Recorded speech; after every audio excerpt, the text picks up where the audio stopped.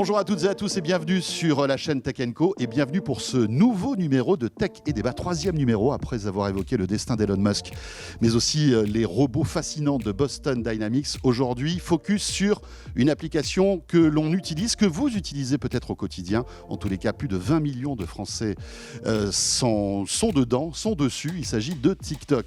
Alors TikTok est un vrai bijou technologique. Quand on commence à scroller les vidéos, on ne peut plus s'en passer. Mais TikTok qui pose pas mal de questions en matière de vie privée. Et quand on évoque les aspects géopolitiques de cette application chinoise, alors là, les débats s'ouvrent. On va en parler dans un instant avec mes invités, mais auparavant, je vous propose de regarder ce documentaire très intéressant sur le sujet.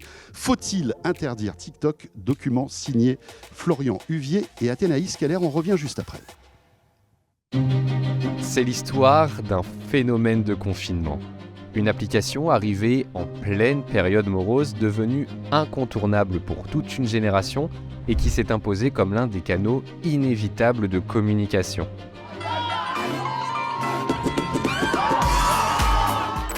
Mais c'est aussi l'histoire d'une défiance croissante à l'égard d'un réseau social jugé addictif, accusé de désinformation et même d'espionnage. Pourrait-il utiliser TikTok pour contrôler les données de millions d'utilisateurs ? Oui.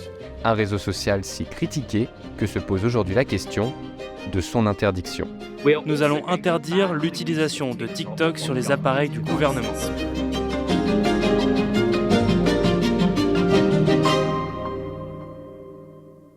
Pour comprendre comment on en est arrivé là, il faut d'abord s'intéresser à l'origine de cette application à la croissance record. C'est une plateforme qui initialement était destinée à des contenus plutôt musicaux. Les Musical.ly d'ailleurs la toute première version, c'est-à-dire danser, faire des chorégraphies, mimer des paroles d'une chanson, etc. Et puis ça s'est mué finalement en plateforme bien plus généraliste avec une particularité, c'est une popularité absolument incroyable chez les jeunes et même chez les très jeunes. À la fin de l'année 2019, la pandémie de Covid se déclare en Chine, avant de se propager à la planète entière. Vous connaissez déjà l'histoire.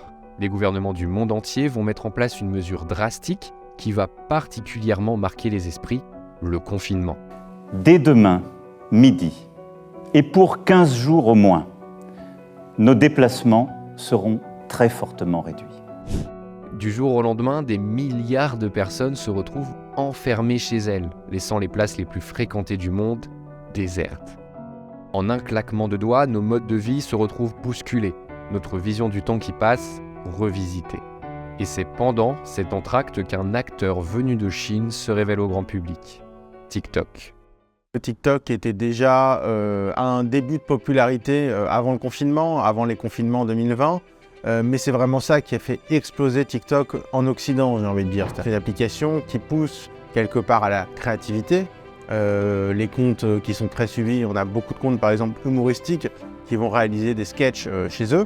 Et là pour finir, Doudoune carte. Bon, elle est hyper grosse, mais ça va. J'ai fait cuire du pain, ça dit de manger avec des rillettes de canard là. Ça permet de se détendre, de communiquer avec les autres, avec des vidéos qui sont, franchement, il faut le dire aussi, plus créatives que sur les autres plateformes. Parce que l'outil est tellement bien fait qui va susciter des vidéos qui vont être extrêmement montées, extrêmement rythmées, extrêmement drôles, extrêmement joyeuses, musicales évidemment. Et donc finalement, c'était un peu l'outil parfait pour le confinement, c'est vrai. Il y a une explosion de popularité pendant le confinement en Occident et donc en France, et aussi une explosion de notoriété, c'est-à-dire qu'on a commencé à parler très largement de TikTok. Aujourd'hui, c'est-à-dire qu'en 2 ans, TikTok est devenu une application que quasiment tout le monde connaît, au même titre qu'Instagram par exemple. Véritable phénomène, TikTok a rassemblé en très peu de temps une énorme communauté. En 2022, il compte 1,7 milliard d'utilisateurs, ce qui le place parmi les réseaux sociaux les plus populaires au monde, derrière Facebook, YouTube et Instagram. Pour fonctionner, TikTok utilise une formule extrêmement efficace. Proposer des vidéos courtes, très courtes parfois de moins d'1 minute, à faire défiler sur son smartphone. Des challenges de danse, des contenus humoristiques, des recettes de cuisine, des tutoriels en tout genre, bref, des vidéos très rythmées, très souvent positives, qu'on se retrouve rapidement à regarder plusieurs heures d'affilée. Une des premières spécificités de TikTok par rapport aux autres réseaux et qui l'a un peu distingué, c'est le fait que ce soit des vidéos courtes et en plus qui nous arrivent une par une à l'écran. C'est-à-dire qu'on a une charge cognitive qui est vraiment très faible. L'intérêt de la vidéo arrive très vite, parce que vu que c'est des vidéos très courtes, c'est pas comme s'il y avait une intro de plusieurs minutes pour nous mettre dans le bain. C'est un format qui marche bien et du coup qui a inspiré d'autres plateformes comme YouTube ensuite a sorti ses Shorts, Instagram a sorti Reels. La plateforme de vidéo voit émerger des têtes identifiées à l'application. Nouvelle génération d'influenceurs. Elle permet aussi de belles histoires, comme celle d'Arthur. Moi, je m'appelle Arthur Bocheron, j'ai 20 ans et je suis créateur de contenu sur les réseaux depuis 2020 maintenant. Sur TikTok, Arthur raconte son quotidien en fauteuil roulant. Porté par l'engouement pris par son compte, qui affiche aujourd'hui plus de 800 000 abonnés, il utilise la plateforme pour donner une autre voix, montrer un autre visage du handicap.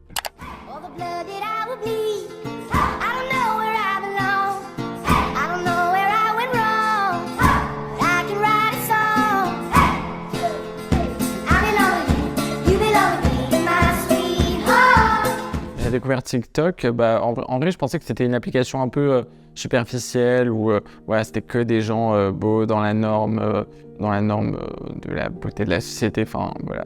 Et du coup, moi je me voyais pas trop dessus de base et donc c'est arrivé pendant le confinement où j'avais regardé toutes les séries possibles et inimaginables, j'arrêtais pas d'appeler mes amis, j'avais plus rien à faire et je voyais que TikTok ça commençait à prendre de plus en plus d'ampleur.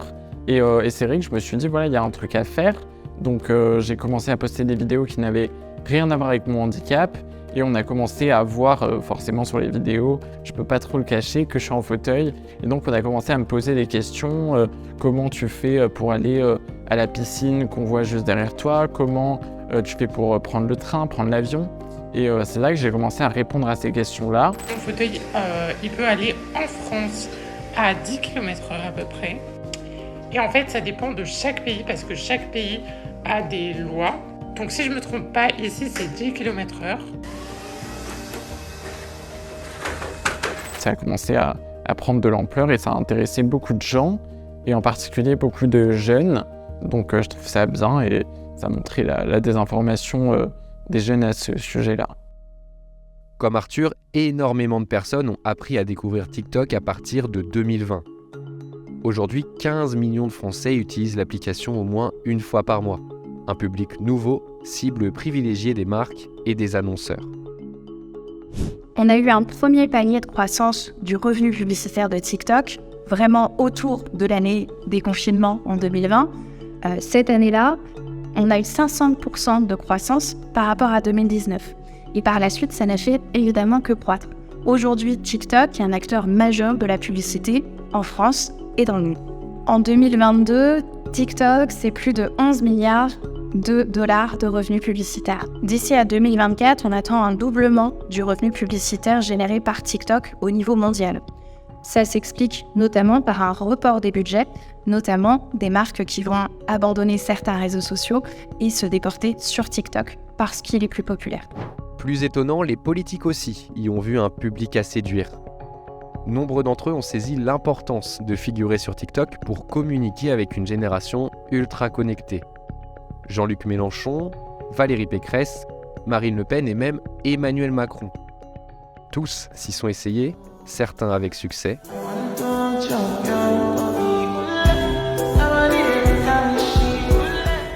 D'autres, peu adeptes des codes de la plateforme, avec moins de réussite. Salut jeune entrepreneur, je m'appelle Marianne Chapa et j'arrive sur TikTok. Pour afficher des chiffres pareils, c'est qu'on doit en passer du temps sur l'application. TikTok a cette capacité à nous retenir d'abord, mais ça c'est vrai pour Internet d'une manière globale, ce sont des images. Les images ont un pouvoir de captation et je dirais d'émergence des émotions avec beaucoup plus de puissance pour dire les choses que lire. Et c'est là que TikTok est très très fort. Tout dans l'application est fait pour nous captiver dès son ouverture et nous retenir le plus longtemps possible.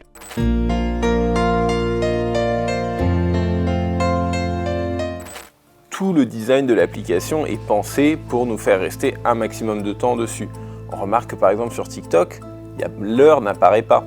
La barre en haut noir dans laquelle normalement on voit l'heure et la batterie du téléphone disparaît pour qu'on soit complètement absorbé dans dans l'expérience et on oublie de penser à autre chose. On ne voit plus ce qu'il y a autour de l'écran, c'est vraiment le contenu, uniquement le contenu. Et quand on va passer d'un contenu à l'autre, contrairement à d'autres applications, on a des informations en plus, les commentaires, etc.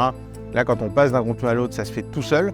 Et finalement, même s'il y a un contenu qui nous plaît moins, on passe au suivant et on ne va pas s'en apercevoir. Et donc finalement, le nombre de contenus qu'on voit est extrêmement important. Le fonctionnement de TikTok est basé sur le snacking, le grignotage d'informations, le fait de passer rapidement d'un sujet à l'autre. Et donc, contrairement à YouTube, sur TikTok, comme on passe très très rapidement d'une vidéo à l'autre, on va donner une multitude d'indicateurs concernant nos intérêts à la plateforme. Et elle va très très vite pouvoir nous profiler, entre guillemets, et savoir ce qui nous plaît moins, et où nous mettre dans les petites cases pour savoir quel type de consommateur on est. Pendant qu'on utilise l'application, on a toutes sortes de données comportementales et sur nos centres d'intérêt qui vont être collectées. Et l'algorithme va ensuite utiliser ces données comportementales pour sélectionner les vidéos qui vont avoir la plus forte probabilité de nous garder engagés. En France, un élève de CM1 sur 2 a déjà un compte TikTok, selon une étude de l'association Thémis. Une audience extrêmement jeune qui soulève une question importante, celle du temps passé sur l'application. Je suis vraiment H24 je suis sur TikTok, donc vraiment c'est une gogolerie. Je reste pendant des heures. Je suis en train de scroller comme ça. Des fois, je me dis que je prends beaucoup de temps à passer sur TikTok. J'étudie pas assez après, je peux vite être distrait. Selon l'organisme Custodio, les mineurs passent en moyenne 1h47 par jour sur l'application. Le fait que TikTok soit potentiellement une arme de distraction massive, c'est une réalité. Et d'autant plus, en effet, chez des jeunes mineurs, c'est-à-dire sur des grands enfants. Et il est évident que, au fond, il y a ce piège un petit peu, c'est-à-dire qu'on est dans cette société de la rapidité. Internet est venu complètement, quelque part, remettre en question l'histoire du temps. Cette sorte de contraction d'espace-temps propre à Internet, finalement, TikTok en a fait sa marque de fabrique. Et là, c'est peut-être quelque chose qui peut avoir des effets assez destructeurs, c'est-à-dire notre capacité à supporter la frustration, à nous concentrer, tout simplement quand on écoute un prof, par exemple. Son algorithme est reconnu par tout le monde comme étant extrêmement addictif, beaucoup plus addictif que les autres, et beaucoup d'associations de parents nous ont contactés quand ils ont appelé cette commission d'enquête pour nous dire oui, il faut absolument, réglementer ce système parce que nous, on en a assez que les enfants passent la nuit sur leurs appareils et le lendemain ne travaillent pas en classe. Ce qui est vrai, c'est que, parce que moi-même, j'ai pu regarder TikTok, on ne voit pas le temps passer. Et là, il se pose une autre question, c'est qu'on se retrouve dans un autre temps, qui est celui de TikTok, mais qui est celui aussi peut-être d'une forme de plaisir. Il y a quelque chose d'un peu destructeur, mais qui est comme une sorte qui vient en télescopage avec une considération plus complexe de notre société, qui s'est un petit peu narcissisée. Cette pathologie narcissique est une pathologie qui a du mal à faire avec la frustration et avec le temps qui passe. Le souci, c'est que les contenus poussés par TikTok auprès des enfants sont régulièrement négatifs. En 2021, le Wall Street Journal publiait une enquête mettant en avant une des grosses dérives de l'algorithme de TikTok, le phénomène de bulles.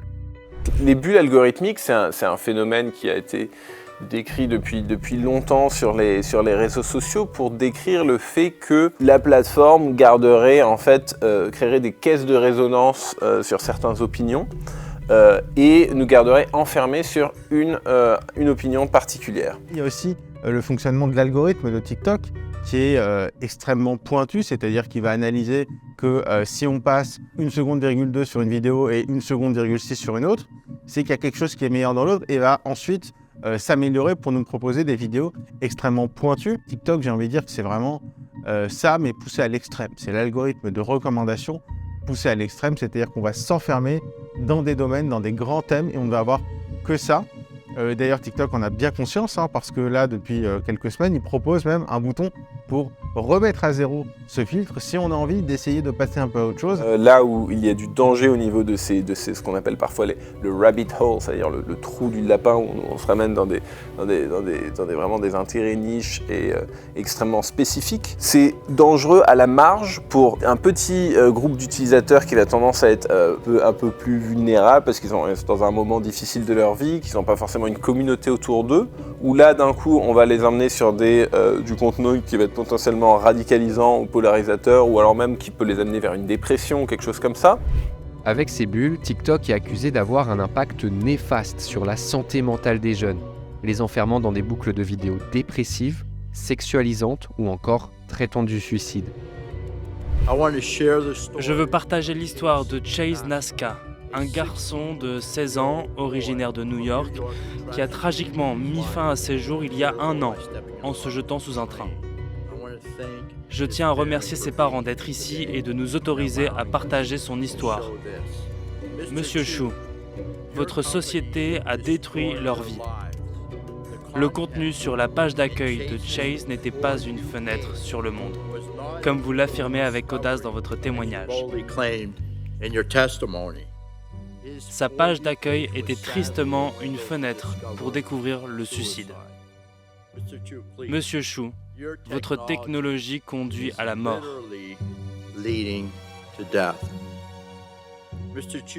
Monsieur Chou, oui ou non, avez-vous un contrôle total sur les algorithmes utilisés par TikTok pour promouvoir du contenu à ses utilisateurs?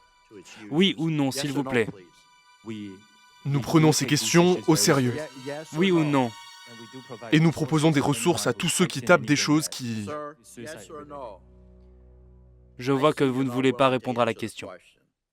Outre son potentiel addictif, TikTok alimente la controverse sur un autre sujet. Et si, à l'image de la légende du cheval de Troie, l'application servait au final d'arme pour le gouvernement chinois? Depuis plusieurs mois, TikTok est en tout cas montré du doigt pour l'usage qu'il fait des données personnelles collectées. TikTok pose un problème et constitue une problématique. Nous nous inquiétons pour les données des Américains, la collecte des données des Américains et le risque potentiel en matière de sécurité nationale. Nous avons été très clairs à ce sujet. Quelque chose de sacré dans notre pays, c'est la différence entre le secteur privé et le secteur public. Cette démarcation est inexistante dans le monde du fonctionnement du Parti communiste chinois. Il y a plusieurs problèmes sur TikTok. Il y a 2 grands problèmes. Un, c'est l'influence, c'est-à-dire justement, on parlait de ces algorithmes de recommandation. Finalement, qui décide de ce qui est recommandé, notamment qui décide de ce qui est recommandé à des millions de jeunes utilisateurs de TikTok, sachant que TikTok appartient en partie à une entreprise et à des fondateurs chinois. Il se trouve qu'en 2017, est passée une loi qu'on appelle la loi sur le renseignement en Chine et qui stipule que pour toute personne physique ou morale chinoise, le travail de renseignement est un devoir en dehors des frontières géographiques du pays. C'est-à-dire que si jamais le gouvernement chinois demande à un individu ou à une entreprise de lui faire part de données qui pourraient être considérées comme participant au travail de renseignement, cette entreprise ou cette personne devra le faire. Au niveau des données qui sont captées, TikTok comme Facebook ou Instagram en collectent vraiment tout ce qu'ils peuvent. Quand on regarde les conditions d'utilisation de ces plateformes, ils vont bien évidemment capter la géolocalisation, garder l'adresse IP et y associer aussi toutes ces données comportementales d'utilisation. Elles sont stockées aujourd'hui sur des serveurs qui sont à la fois basés localement en Europe mais aussi également en Chine. Aujourd'hui, TikTok collecte énormément de données personnelles. Alors, il y a des données très basiques, notre nom, notre mail évidemment, mais il y a aussi des données beaucoup plus sensibles sur nos goûts. Si on regarde certaines vidéos TikTok, peu importe le sujet, mais ça peut en dire long aussi sur nous, ce qui peut être un moyen de pression aussi derrière, si on parle d'un journaliste, d'un militant, d'un politique. Et on voit bien là l'enjeu que ça peut poser, alors pour des États européens, mais également pour les États-Unis, qui sont dans une guerre commerciale avec la Chine depuis un certain temps. La question qu'on se pose, c'est est-ce qu'il est possible que le gouvernement chinois influence d'une façon ou d'une autre ce qui est montré à des millions d'utilisateurs français, mais ce qui est montré aussi à des millions d'enfants français, européens, occidentaux? L'une des difficultés que rencontre TikTok face aux législateurs, c'est la présence au sein du conseil d'administration de sa maison mère ByteDance d'une cellule du Parti communiste chinois. Une condition inévitable pour toute grosse entreprise chinoise afin que sa ligne directrice ne s'éloigne pas outre mesure des intérêts du gouvernement communiste. TikTok nous suit comme Facebook, comme Google, hein, mais sur tous les sites qu'on consulte. Or, ces informations, ce qu'on sait, et TikTok l'a admis, il n'y a pas si longtemps que ça, en 2022, c'est que des salariés de TikTok basés en Chine ont accès à ces informations. Aujourd'hui, il n'y a pas de preuve qu'il y a de l'inférence directe de la part du Parti communiste chinois sur le contenu qui est promu ou censuré, ou c'est-à-dire par censuré, je veux dire modéré sur TikTok. Aujourd'hui, la Chine de Xi Jinping tient son empire technologique d'une main de fer et qu'on peut très bien imaginer qu'il cherche à exercer des influences sur la ligne éditoriale de modération de TikTok. TikTok promet que ces informations seront bientôt stockées localement en Europe, etc. Mais en fait, ça ne change rien, parce que même si elles sont stockées en Europe, ces informations, elles resteront accessibles depuis la Chine. TikTok ne veut pas s'engager, pour le moment, à ne plus rendre ces données accessibles en Chine. Le problème, c'est qu'on sait qu'une fois que ces données sont accessibles en Chine par des salariés chinois, on sait qu'il y a une porosité qui est totale entre les salariés chinois et le Parti communiste chinois. TikTok a essayé de montrer patte blanche, si j'ose dire, en expliquant que non, l'application était sûre, que les données ne seraient pas transmises, etc. Restent les problèmes d'anonymisation des données et de RGPD. Bon, c'est bien, merci, mais pas considéré comme suffisant pour une raison qui est que TikTok reste la propriété de ByteDance, donc qui est une société chinoise, et que quand il leur a été posé la question de savoir si, par exemple, à un certain niveau de responsabilité, des membres de ByteDance pouvaient avoir accès aux données de TikTok Amérique. Eh bien oui, ils peuvent y avoir accès. Il y a eu d'ailleurs par le passé, au tout début de TikTok, il y a eu des documents qui ont été leakés, qui ont fuité en 2020, où on voyait que les modérateurs avaient pour instruction de modérer les vidéos qui faisaient référence aux manifestations de la place Tiananmen. Donc ça, c'est des instructions de modération qui ne sont en théorie plus en place aujourd'hui, en tout cas d'après ce que dit la plateforme, et on trouve aujourd'hui sur TikTok du contenu qui fait référence à la place Tiananmen, mais le risque que ce genre d'influence se reproduise n'est pas nul. Si vous laissez la porte ouverte, il faut savoir qu'il y a un risque de cambriolage. Là, c'est pareil, vous avez une porte ouverte du gouvernement chinois sur les données personnelles et sur les bouts vraiment parfois intimes de millions d'Européens. La question, c'est est-ce qu'on laisse cette porte ouverte ou est-ce qu'on ferme cette porte ?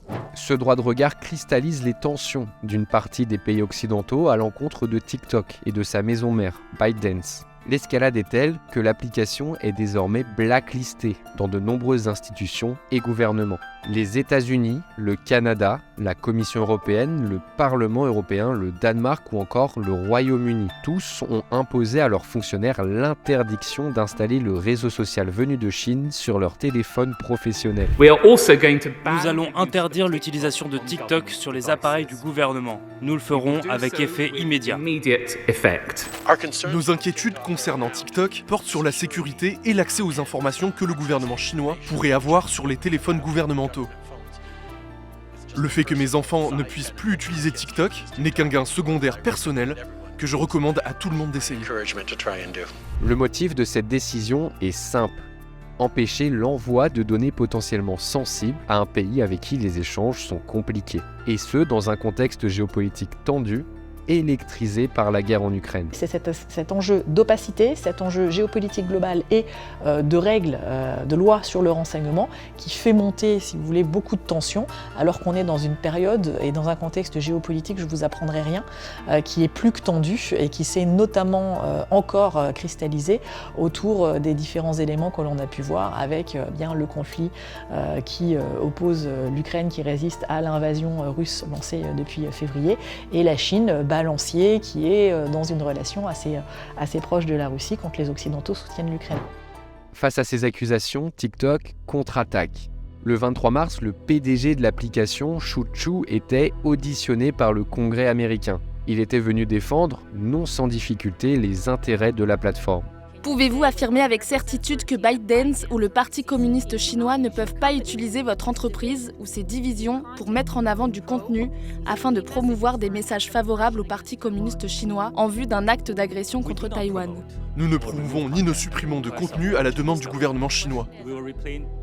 La question est de savoir si vous êtes sûr à 100% qu'ils ne peuvent pas utiliser votre entreprise pour promouvoir de tels messages. Nous nous engageons auprès de cette commission à ce qu'ils ne fassent pas l'objet d'aucune manipulation de la part d'un gouvernement. Pour défendre l'image de TikTok, il a en plus pu compter sur le soutien d'une dizaine de créateurs de contenu venus manifester. Une interdiction de TikTok serait dévastatrice, non seulement pour ma communauté de parents et de personnes qui me suivent, mais aussi pour les millions d'autres communautés que TikTok a contribué à développer et pour les personnes qui ont trouvé un endroit sûr pour s'exprimer grâce à cette plateforme. En France, pour faire la lumière sur l'impact et le risque de TikTok, une commission sénatoriale a vu le jour à l'initiative du sénateur de l'Allier Claude Maluret. Elle a débuté ses travaux le 13 mars dernier par une audition de Marc Fadoul et devrait aboutir à des recommandations concernant l'encadrement de TikTok. Pénétrer à l'intérieur de l'algorithme, pénétrer à l'intérieur de l'ensemble des secrets d'entreprise, je ne me fais pas d'illusions. Notre commission d'enquête est française, elle peut convoquer qui elle veut, n'importe quel Français ou n'importe quelle personne travaillant en France. Elle peut l'obliger, c'est ce qui est d'ailleurs le cas pour tout le monde, à témoigner sous serment. Elle peut faire des vérifications sur pièce, des contrôles sur pièce ou sur place, mais elle n'a absolument pas le moyen d'aller à Pékin ou à Shanghai. On n'est pas un service de renseignement et on fera ce qu'on pourra. Et notamment, ce qui nous importe, c'est de savoir si en France, les problèmes qui sont posés actuellement sont réels et au cas où ils sont réels, comment les résoudre. C'est un peu le Far West aujourd'hui, les plateformes. Et par conséquent, il faut réglementer ça, notamment parce que le public est fragile, notamment parce que la confidentialité des données est quelque chose d'extrêmement important. Quand on regarde la situation froidement, on a une application qui est utilisée par des enfants, par des ados, dont les données personnelles les plus intimes peuvent potentiellement remonter à une puissance étrangère et qui peut être potentiellement influencée dans ce qu'elle affiche à nos enfants, à nos ados, par une puissance étrangère. La question, c'est de savoir est-ce que c'est responsable de laisser cette application ? C'est pas évident. Je pense qu'on pourrait sérieusement se poser la question de l'interdire, ça c'est clair.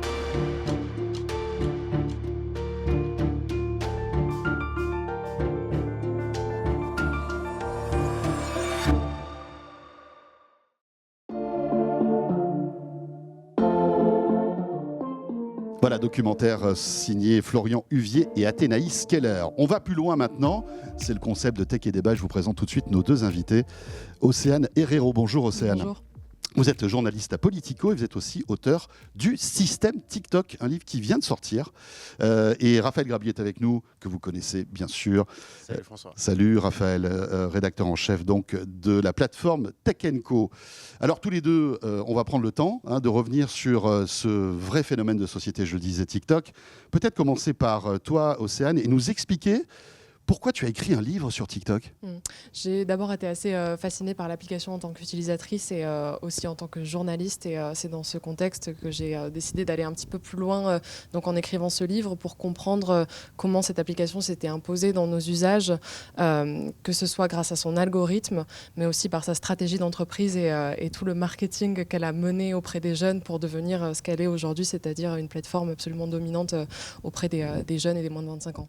Et j'imagine qu'en menant ton enquête, tu as découvert plein de choses fascinantes concernant TikTok. On va y revenir, bien sûr. Raphaël, tu suis évidemment, pour tous les médias du groupe Altis, on va dire toutes les péripéties de TikTok. C'est incroyable cette application. Et d'ailleurs, je vous propose d'axer notre discussion sur deux chapitres. Le premier, on va dire l'excellence technologique de TikTok et l'addiction que ça engendre en quelque sorte. Et puis après, l'aspect géopolitique. L'addiction, c'est vrai qu'on peut tout reprocher à TikTok, mais en tous les cas, une chose est sûre, c'est que c'est un bijou, cette application. Elle arrive franchement à fasciner des millions de gens. Techniquement, une application qui en quelques années, mais quand je dis quelques années, c'est 3-4 ans, devient une application presque outsider, en France, je vois bien, même en tant que média, il y a, ne serait-ce que pendant le Covid, au début du Covid, quand on parlait de TikTok, il fallait expliquer ce que c'était. C'était une application des très très jeunes, etc. Qui était très axée musique au départ. Très axée musique, c'était un peu un ovni. Et puis le chemin parcouru en 4 ans, c'est le chemin parcouru, je pense, par Instagram en 10 ans. Et donc il suffit de voir en fait la puissance, alors pas que de l'algorithme, mais de l'interface aussi. Et en fait, j'ai envie de dire que c'est une révolution d'un point de vue applicatif, parce que la première étape, ça a été le fil, le scroll infini, ce fameux scroll infini qui a été popularisé. Pour vous, en fait, c'est ça, je crois. Alors, le scroll infini, c'est vraiment l'action l'action, mais ça, on remonte carrément à la fin des années 2000, quand on a eu les Facebook, les Instagram, les Twitter, le scroll infini, c'est-à-dire qu'on parcourt l'application à l'infini et on n'a plus cette notion de temps. Et en fait, TikTok, c'est l'étape d'après. C'est-à-dire que non seulement on a un scroll infini, mais on ne se rend même plus compte qu'on scrolle, puisque le contenu, il est en plein écran. Et donc finalement, le fait d'avoir du contenu en plein écran, ça fait qu'on ne se rend même plus compte de ce scroll infini. Donc c'est vraiment l'étape d'après. Et d'ailleurs, on voit au niveau du temps passé sur TikTok, je crois que, alors Océane, je parle sous ton contrôle, mais on est quasiment à 2 fois plus de temps passé sur TikTok par les jeunes en Occident que sur Instagram. Donc ça montre à quel point... C'est 1h47, je crois, par jour, en moyenne. En moyenne. Ouais. Donc il y a énormément de jeunes qui passent beaucoup plus de temps que ça sur la plateforme et c'est assez impressionnant de voir justement comment elle s'est imposée dans les usages. D'abord, tu le disais, sur le créneau des chorégraphies, du lip-sync. Oui, c'était ça le départ en fait, avant le Covid. Et au final, ils ont commencé à encourager les créateurs de contenu à diversifier et aujourd'hui c'est une plateforme où on parle d'énormément de sujets et qui du coup a énormément élargi la base des utilisateurs. C'est plus seulement l'application des jeunes. Les moins de 17 ans, c'est 30% d'utilisateurs, donc ça veut dire que le reste est plus âgé que ça. Donc aujourd'hui, chez énormément de Français, c'est une habitude d'ouvrir TikTok dans la journée. Et puis, je dirais, il y a peut-être une différence aussi avec les applis historiques. Enfin, on va comparer à Instagram, parce que c'est quand même le concurrent direct. Et le slogan de TikTok, c'est une fenêtre sur le monde. Et ce slogan, je trouve qu'il est très bien trouvé, parce qu'on sort un peu aussi du royaume du beau. C'est-à-dire que sur Instagram, la force d'Instagram, c'était que ça faisait rêver. Et en fait, on arrive à une époque aussi où maintenant les internautes en ont un peu marre du fake et finalement ont envie de vrai. Alors, je dis pas que tout ce que sur TikTok est vrai, mais c'est vrai que moi, ça fait un peu télé-réalité, quoi. Alors, c'est-à-dire oui, que mais moi, ce qui m'a marqué sur TikTok, t'es pas toujours mis en avant sous ton plus beau profil, dans ta plus belle action. Non, alors et que puis c'était le cas sur Insta. Oui, en et fait. puis sur TikTok, les vidéos qui cartonnent. Et ce qui ressort aussi, c'est pas que des vidéos effectivement qui sont jolies, c'est des vidéos sur des sujets qui sont parfois assez lourds, qui sont parfois difficiles. Bien sûr. Et donc c'est pour ça qu'on se pose des questions sur TikTok, mais il y a aussi évidemment le côté positif, parce que si l'application cartonne, c'est qu'il y a quelque chose qui est fondamentalement intéressant pour les gens. Si ça intéresse les gens, c'est quand même pas pour rien. Et qu'on a vu émerger des sujets qui sont extrêmement différents des sujets un peu magazine qu'on avait finalement. L'ère Instagram, c'est la transposition du magazine tel qu'on l'a connu il y a 30 ans en version 2.0. Et TikTok, c'est là encore l'étape d'après, c'est-à-dire que c'est le sociétal, c'est-à-dire qu'on ne parle plus uniquement de ce qui est beau, mais on a des sujets qui sont parfois difficiles et qui vont faire des cartons sur TikTok. Et puis Océane, il y a le Covid qui est arrivé. C'est ça. Et qui a été un formidable accélérateur de TikTok, parce que bien sûr, tout le monde était confiné dans le monde entier, tout le monde restait des heures et des heures sur ses écrans, et là, ça a été l'explosion. Ah, oui, il y avait un terrible besoin de distraction et de contact, et en fait, TikTok est un petit peu la plateforme parfaite pour ça, parce que, Raphaël le disait, on est en plein écran, les gens souvent se filment à quelques centimètres, on a l'impression d'être en FaceTime avec des personnes qui vont nous parler de choses, voilà, on disait, qui peuvent être très intimes, très difficiles, mais qui permettent d'explorer des sujets qui ne sont pas abordés de la même manière sur les autres plateformes. Donc, quelque part, c'est voilà, une plateforme d'échange peut-être un peu plus intime et qui, du coup, permet aux utilisateurs d'évoquer et d'entendre parler de sujets dont on n'entend pas forcément parler sur les autres espaces. Est-ce que tu as enquêté justement sur cet algorithme un peu magique qui fait que notre cerveau passe en mode, on va dire, débrayage, voilà, c'est ça, où on est quasiment hypnotisé. Et certains disent que c'est même un bonbon pour l'âme, TikTok. C'est-à-dire qu'en fait, c'est du sucre. On commence à scroller et puis les algorithmes vont très vite comprendre ce que vous aimez comme vidéo, parfois jouent sur les émotions. Tu as enquêté là-dessus ? Oui, parce que énormément d'utilisateurs décrivaient TikTok comme une espèce de safe space, c'est-à-dire l'espace où vraiment il n'y a que des gens comme eux qui partagent leurs préoccupations et leurs problèmes.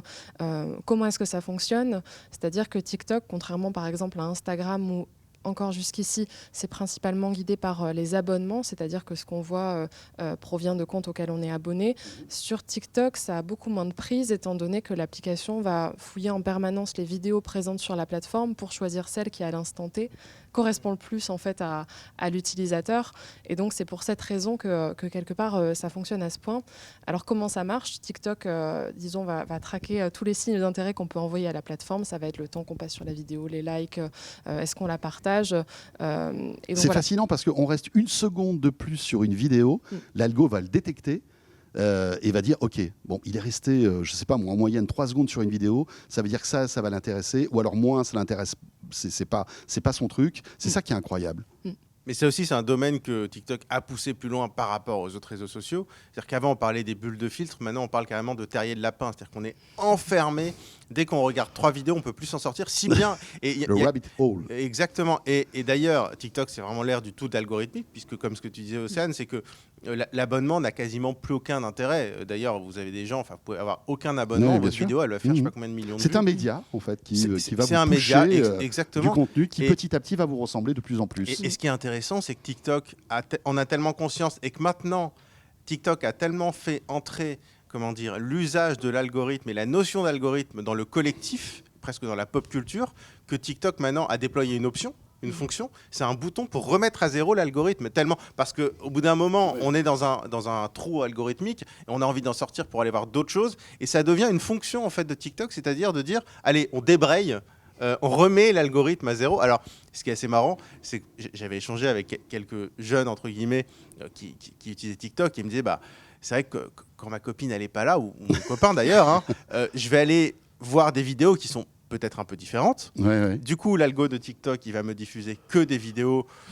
Je vais pas faire un dessin, Oui, mais un je sais peu pas, plus moi, attrayante physiquement, on va Oui, dire, voilà, c'est ça. que ce soit pour les filles ou pour les c'est bien garçons. dit, Raphaël, c'est parfait, on a bien compris. Sauf que le problème, c'est que quand mon copain ou ma copine revient, eh ben, faut que je rééduque l'algorithme très rapidement. Et donc, finalement, ils ont déployé ce bouton. Et je pense que c'est pas du tout anodin. C'est-à-dire qu'en fait, bien TikTok, sûr. c'est l'appli qui a fait rentrer la notion d'algorithme Dans l'intimité. Dans l'intimité, mais qui est devenue une notion de grand public, en fait. C'est ça. Je pense que c'est assez intéressant parce que justement, on voit des jeunes parler d'éduquer leur algorithme, ce qui n'était pas une pratique aussi courante, en tout cas, il y a quelques années. Donc aujourd'hui, c'est normal d'essayer d'envoyer des signaux et d'influencer l'algorithme, qu'on soit un utilisateur consommateur de vidéos, où on va essayer justement d'essayer de reprendre un peu de prise sur cet algorithme, ou si on est créateur, où là, on est totalement soumis en fait à cette idée de est-ce que ma vidéo va marcher, est-ce qu'elle va plaire à l'algorithme.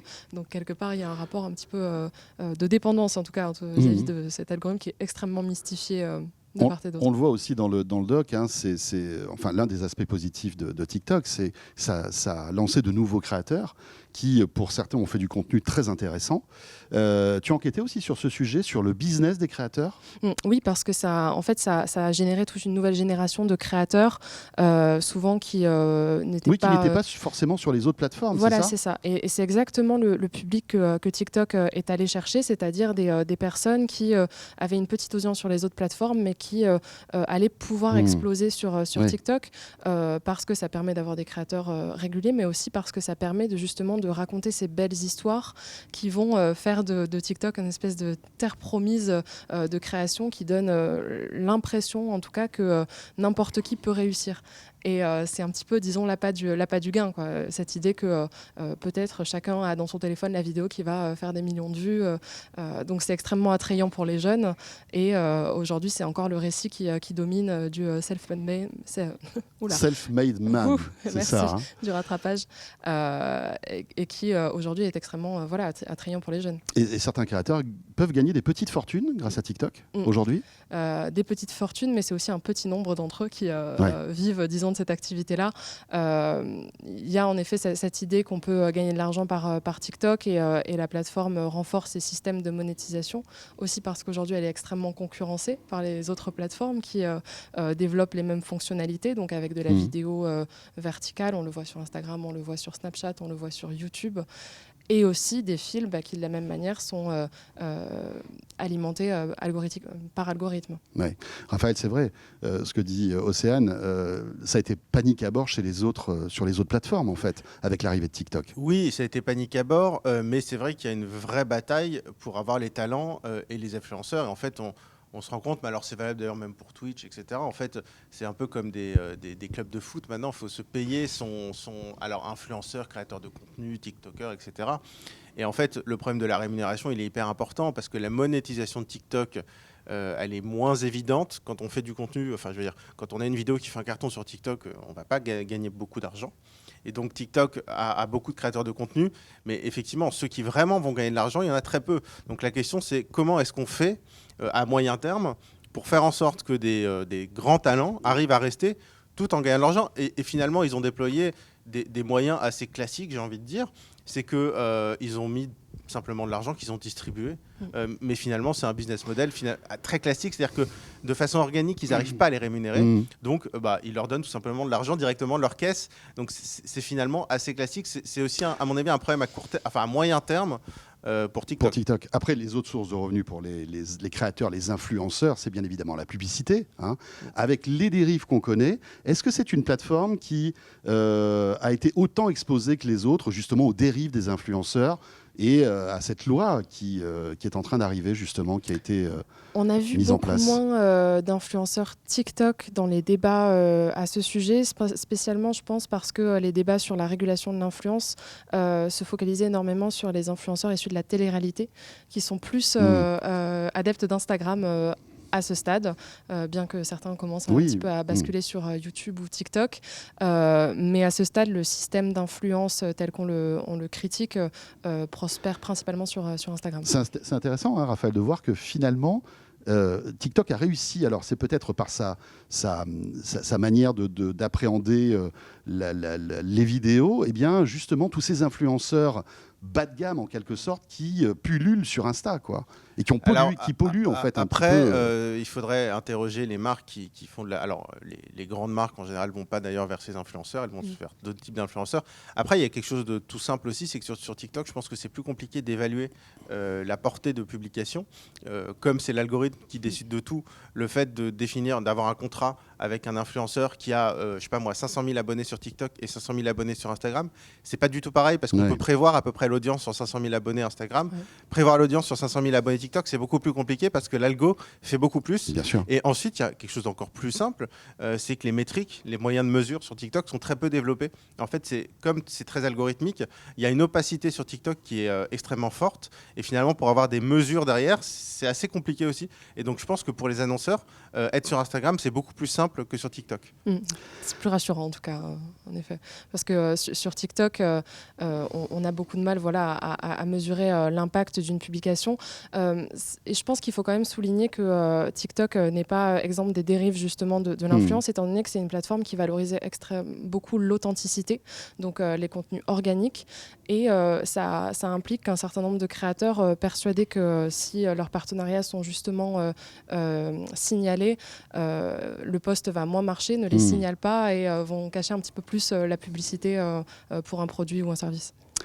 Alors, ça, c'était un peu la partie, on va dire, positive de TikTok, même si on a évoqué certaines dérives, mais finalement, jusque-là, il n'y a pas grand-chose à reprocher à TikTok, à part son addiction.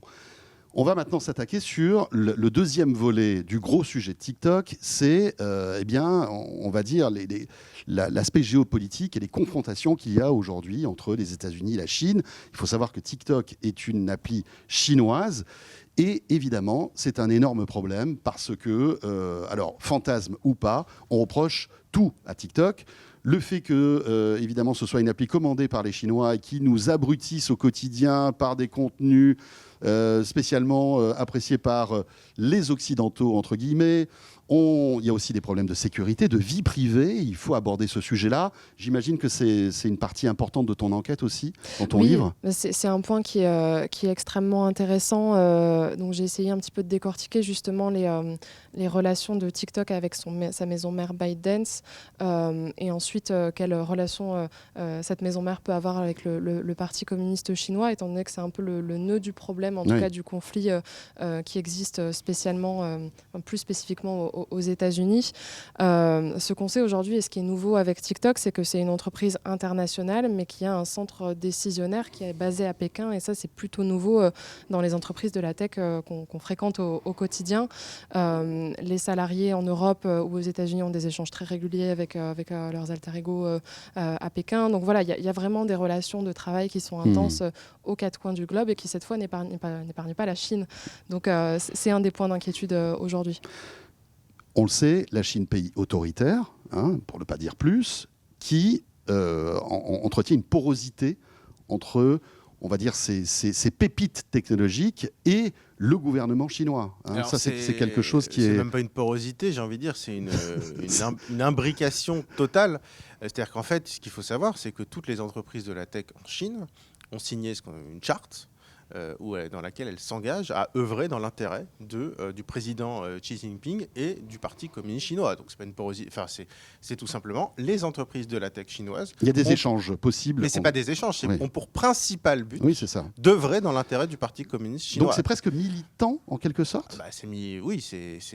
J'ai envie de dire, c'est organique. Ça fait partie de leur vision de la société. Exactement. Donc maintenant, la question, une fois qu'on a cet élément en main, la question qu'on se pose, c'est qu'est-ce qu'on fait de tout ça? Qu'est-ce qu'on en fait?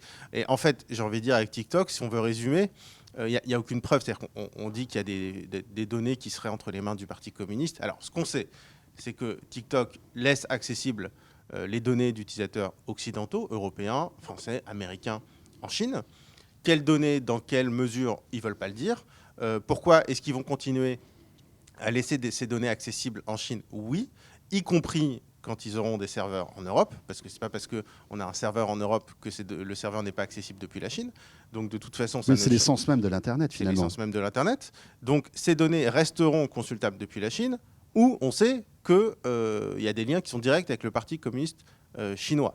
Donc en fait, j'ai envie de dire, il n'y a pas de preuves, mais j'ai envie de dire, les risques, ils sont là et ils sont évidents. Donc la question, c'est qu'est-ce qu'on fait? Et en fait, effectivement, il y a un parallèle qui est souvent fait avec les boîtes américaines. On va nous dire, attendez, avec Instagram, c'est pareil. Alors après, la question, c'est d'une part, est-ce qu'on Instagram, Facebook, enfin. Oui. Alors après, est-ce que c'est parce que c'est comparable que c'est identique? Est-ce qu'on met sur le même plan les États-Unis et la Chine en termes de démocratie? Je trouve que c'est pas forcément évident de mettre sur le même plan la Chine et les États-Unis. Et puis après, tu veux dire par là que les échanges entre TikTok et le gouvernement chinois sont sans doute même simplement plus nombreux que Facebook et la NSA, par exemple. Mais on va dire, ne serait-ce que le statut, la valeur de la démocratie en Chine est un peu différente des institutions, est un peu différente en Chine et aux États-Unis. Et puis après, il y a aussi nos relations avec les États-Unis et avec la Chine. Et quand on pose des questions, notamment avec des élus qui connaissent bien ces sujets, en fait, le constat, il est tout simple. C'est par qui est-ce qu'on accepte d'être espionné? La question, c'est pas est-ce qu'on est espionné ou pas. C'est est-ce qu'on accepte d'être espionné par les États-Unis? Oui, on l'accepte. 2, est-ce qu'on accepte d'être espionné par la Chine? Ce sont nos alliés, en quelque sorte. Ce sont nos alliés. Ouais. Donc, on accepte d'être espionné par nos alliés, par nos amis. Ouais. Et ce qu'il faut il faut accepter d'être espionné par la Chine. Et ça, c'est la question à laquelle doivent répondre nos politiques, sachant que derrière, interdire TikTok, ça veut dire interdire l'application préférée une des applications préférées de 20 millions de Français. Océane, d'accord avec le raisonnement de Raphaël? C'est sur ça qu'aussi que la France a eu un raisonnement intéressant, ou en tout cas qui détonnait avec les décisions qu'on a pu voir dans d'autres pays occidentaux ces derniers mois pour limiter l'usage de TikTok au sein des administrations. En France, ça a été, ils ont limité plus largement l'usage des applications récréatives, c'est-à-dire TikTok, mais aussi les Instagram, les Candy Crush, les Netflix. Donc voilà, on a décidé, nous, de mettre un petit peu politiquement tout le monde dans le même sac.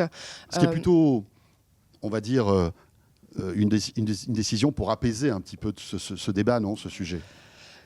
C'est difficile à dire, ils ont assez peu justifié finalement le choix de cette décision. C'est-à-dire qu'on ne montre plus du doigt que TikTok, on montre d'une manière générale les applis récréatives. Après, on n'est pas dans la même situation que les États-Unis. Déjà, je sais pas, par exemple, la Chine, on leur vend beaucoup de vin. Donc non mais on leur vend beaucoup de vin, on vend beaucoup de produits de luxe à la Chine, on vend plein de choses à la Chine. Est-ce qu'on a envie Est-ce qu'on a envie d'aller aussi loin? Enfin, est-ce qu'on a les moyens? En fait, est-ce qu'on a les moyens d'aller aussi loin? Est-ce qu'on a les moyens de stigmatiser la Chine économiquement? Ça me paraît assez compliqué. Et par ailleurs, si on interdisait TikTok, et puis Emmanuel Macron, il était il y a pas si longtemps que ça en Chine. Il se trouve que pendant ces interdictions, il y avait un voyage d'Emmanuel Macron en Chine qui se préparait, donc ça a pu jouer aussi. Et puis ensuite, est-ce qu'on a des champions à défendre comme les États-Unis ont des champions à défendre? Meta, Facebook. Non, on n'a pas de champion européen à défendre. Donc la position de la France, elle est quand même, de l'Europe d'ailleurs, mais de la France qui est particulièrement dépendante de la Chine, est forcément pas du tout anodine.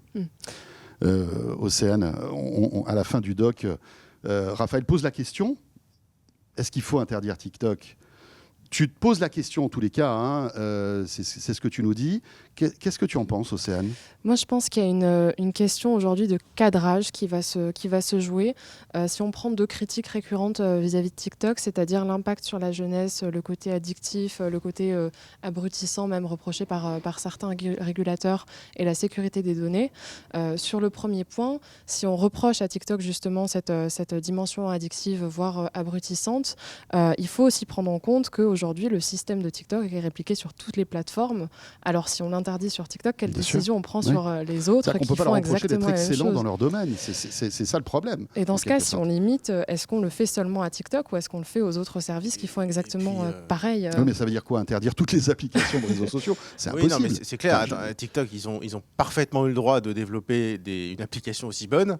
On ne peut pas leur reprocher, ça c'est clair. Mais est-ce que c'est pas aussi de la pédagogie finalement ? Après, on peut imposer. Par contre, on peut imposer des limites pour tout le monde, évidemment. Pour les jeunes, global, en tout cas. Mais est-ce que c'est pas une décision un peu autoritaire et liberticide ? C'est ce qui se passe en Chine, notamment. Après, interdire... En Chine, le gouvernement interdit le jeu vidéo à certaines heures de la journée. Enfin, je crois que c'est même pire que ça. C'est des quotas d'heures de jeux vidéo que tu as sur mobile sur la semaine.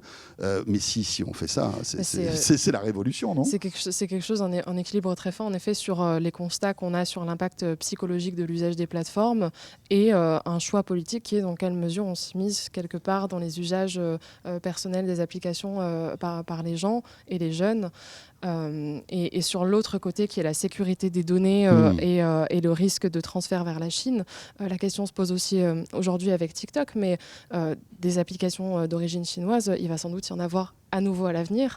Donc sur ce stade, il faudrait un cadre peut-être clair sur ce qu'on accepte ou pas des entreprises venues de Chine. On voit qu'aux États-Unis, ByteDance essaye de développer une autre application sociale qui s'appelle Lemon8, qui est un concurrent d'Instagram. Et donc voilà, est-ce qu'on considère que le problème c'est l'origine chinoise, et dans le cas on encadre toutes les entreprises d'origine chinoise, est-ce qu'on considère que c'est spécifique à ByteDance, et dans ce cas il faut préciser également. Donc voilà, il y a énormément de questions, un peu de cadrage, je pense, qui se posent aujourd'hui.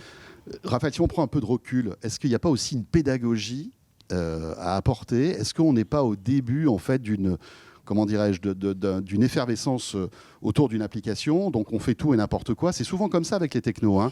Au début, on ne sait pas trop comment l'utiliser, et il y a des dérives, hein. On se souvient, les téléphones portables, au tout début, quand c'est arrivé, ça sonnait dans les cinémas. Toujours. Moins quand même. Un peu moins. Enfin, il y a une autorégulation. Oui. Est-ce que là, en plus de cette autorégulation naturelle qui pourrait arriver, est-ce qu'il ne faudrait pas aussi faire prendre conscience aux parents que TikTok, c'est tout aussi dangereux que Netflix et que les jeux vidéo, et qu'il faut réguler tout ça auprès des enfants, parce qu'il n'y a pas tout ça aussi à mettre en place. Oui, évidemment. En fait, c'est un défi énorme parce qu'on a des générations de parents qui déjà n'ont pas été habitués à TikTok. Donc bon, après ça, c'est toutes les générations. On a toujours été décalé par rapport à ces enfants. C'est pas nouveau. Mais là, le problème, entre la compréhension de l'application, le temps qui manque. Oui, et puis il y a la compréhension purement technique aussi. Oui, c'est ça.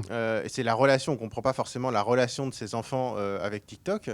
Et puis en fait, le fait que c'est sur un smartphone, que le smartphone il est avec l'enfant, et que c'est très compliqué de contrôler ce qu'il y a sur le smartphone. Il y a des outils, mais les maîtriser, c'est assez compliqué. Et en fait, là, on est, j'ai envie de dire, dans la première étape, qui est simplement d'essayer de comprendre les enjeux. Et après, on va aller sur l'étape de comment on contrôle. Mais en fait, ça va prendre des années et des années. Bien sûr. Le problème, c'est que le temps que ça arrive, il y aura probablement d'autres applications qui seront encore très différentes. Et oui, en fait, j'ai envie de dire, c'est un peu...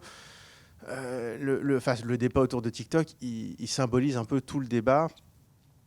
Il mélange en fait tous les débats qui touchent les applications et le web, c'est-à-dire la cybersécurité, la dépendance, la géopolitique. Ce débat autour de TikTok, tous les sujets d'actualité, il symbolise tous les débats d'une technologie mature, d'une technologie, et tous les débats autour de l'Internet de 2023. Et c'est ce qui est assez passionnant. Et c'est vrai que, pour être plus pragmatique, en tant que parent, je trouve que c'est un véritable défi de savoir comment on va encadrer l'usage de TikTok.